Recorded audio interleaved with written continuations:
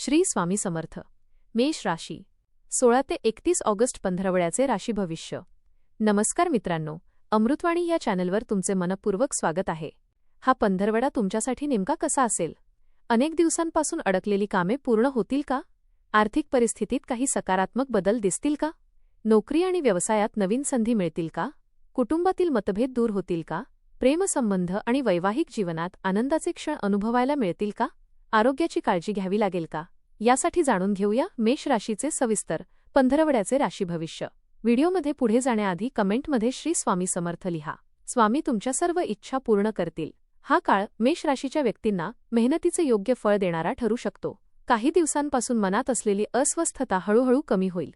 कामाच्या ठिकाणी तुमच्या क्षमतेची दखल घेतली जाईल. काही महत्त्वाचे निर्णय घ्यावे लागतील आणि ते घेताना घाई न करता शांतपणे विचार करणे आवश्यक राहील. घरातील वातावरण पूर्वीपेक्षा अधिक आनंदी राहण्याची शक्यता आहे. आर्थिक बाबतीत खर्च वाढण्याची चिन्हे असली तरी उत्पन्नाचे नवीन मार्गही खुलतील. या पंधरवड्यात संयम, योग्य नियोजन आणि सकारात्मक विचार हीच तुमची सर्वात मोठी ताकद ठरेल. करिअर आणि व्यवसाय. नोकरी करणाऱ्या व्यक्तींसाठी हा काळ उत्साहवर्धक राहू शकतो. वरिष्ठ अधिकारी तुमच्या कामाची प्रशंसा करतील.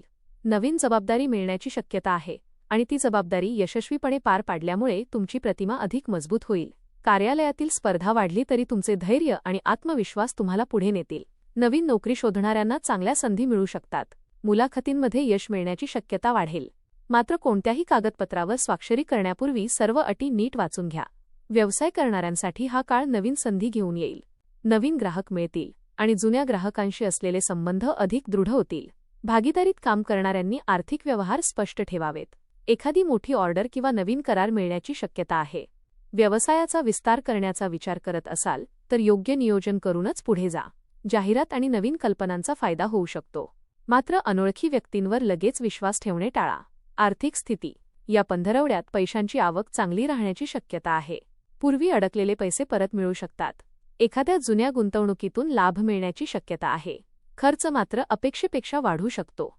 घरातील काही आवश्यक वस्तूंवर किंवा कुटुंबासाठी खर्च करावा लागू शकतो. अनावश्यक खरेदी टाळली तर महिन्याच्या शेवटी आर्थिक स्थिती समाधानकारक राहील. बचतीकडे विशेष लक्ष द्या आणि कोणालाही विचार न करता पैसे उधार देणे टाळा. कौटुंबिक जीवन. घरातील वातावरण आनंदी राहील. कुटुंबातील सदस्यांमध्ये प्रेम आणि सहकार्य वाढेल. काही जुन्या गैरसमजुती दूर होईल. ज्येष्ठ व्यक्तींचे मार्गदर्शन लाभदायक ठरेल. घरात एखादा शुभ कार्यक्रम किंवा आनंदाची बातमी मिळण्याची शक्यता आहे. भावंडांशी असलेले संबंध अधिक घट्ट होतील. मात्र एखाद्या छोट्या कारणावरून वाद निर्माण होण्याची शक्यता असल्यामुळे बोलताना संयम ठेवणे आवश्यक आहे. प्रेमसंबंध आणि वैवाहिक जीवन. प्रेमसंबंधात असणाऱ्यांसाठी हा काळ आनंददायी ठरू शकतो. जोडीदारासोबत अधिक वेळ घालवण्याची संधी मिळेल. मनातील भावना व्यक्त करण्यासाठी हा योग्य काळ आहे. अविवाहित व्यक्तींना नवीन ओळखी होण्याची शक्यता आहे. वैवाहिक जीवनात एकमेकांबद्दलचा विश्वास अधिक दृढ होईल. काही लहान गैरसमज शांतपणे बोलून दूर करता येतील. जोडीदाराच्या भावना समजून घेतल्यास नात्यातील गोडवा वाढेल. शिक्षण. विद्यार्थ्यांना अभ्यासात चांगले यश मिळण्याची शक्यता आहे. स्पर्धा परीक्षा, प्रवेश परीक्षा किंवा मुलाखतीची तयारी करणाऱ्यांसाठी हा काळ मेहनतीचे फळ देणारा ठरू शकतो. एकाग्रता वाढेल आणि नवीन गोष्टी लवकर समजतील. शिक्षकांचे मार्गदर्शन लाभदायक ठरेल. वेळेचे योग्य नियोजन केल्यास अपेक्षित यश मिळू शकते. आरोग्य.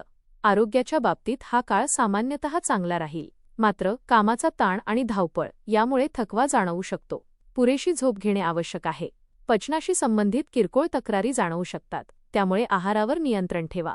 नियमित व्यायाम आणि सकाळचा फेरफटका आरोग्यासाठी लाभदायक ठरेल. पाणी पुरेसे प्या आणि वेळेवर जेवण करण्याची सवय लावा. प्रवास. या पंधरवड्यात कामानिमित्त किंवा कौटुंबिक कारणासाठी प्रवास होऊ शकतो. हा प्रवास लाभदायक ठरेल. काही नवीन लोकांची ओळख होईल आणि त्याचा भविष्यात फायदा होण्याची शक्यता आहे. वाहन चालवताना घाई करू नका.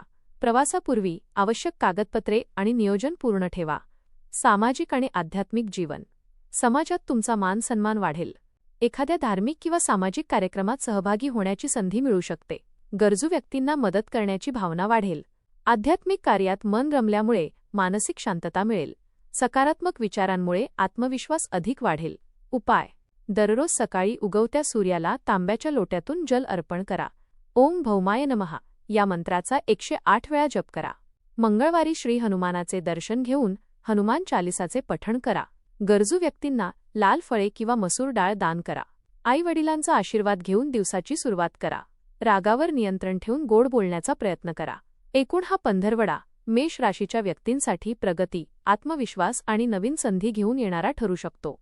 नोकरी, व्यवसाय आणि आर्थिक बाबतीत सकारात्मक घडामोडी दिसतील. कौटुंबिक आणि वैवाहिक जीवनात आनंदाचे वातावरण राहील. आरोग्याची योग्य काळजी घेतली आणि संयमाने निर्णय घेतले तर हा पंधरवडा अपेक्षेपेक्षा अधिक यशस्वी आणि समाधानकारक ठरेल. या पंधरवड्यात प्रत्येक निर्णय विचारपूर्वक घ्या. रागावर नियंत्रण ठेवा आणि कोणत्याही परिस्थितीत घाईघाईने निर्णय घेऊ नका. संधी तुमच्याकडे स्वतःहून येतील, मात्र त्यांचा योग्य वेळी योग्य उपयोग करणे तुमच्या हातात असेल. स्वतःच्या क्षमतेवर विश्वास ठेवा. सातत्याने मेहनत घेत राहिल्यास महिन्याच्या शेवटी समाधानकारक परिणाम दिसतील. धन्यवाद.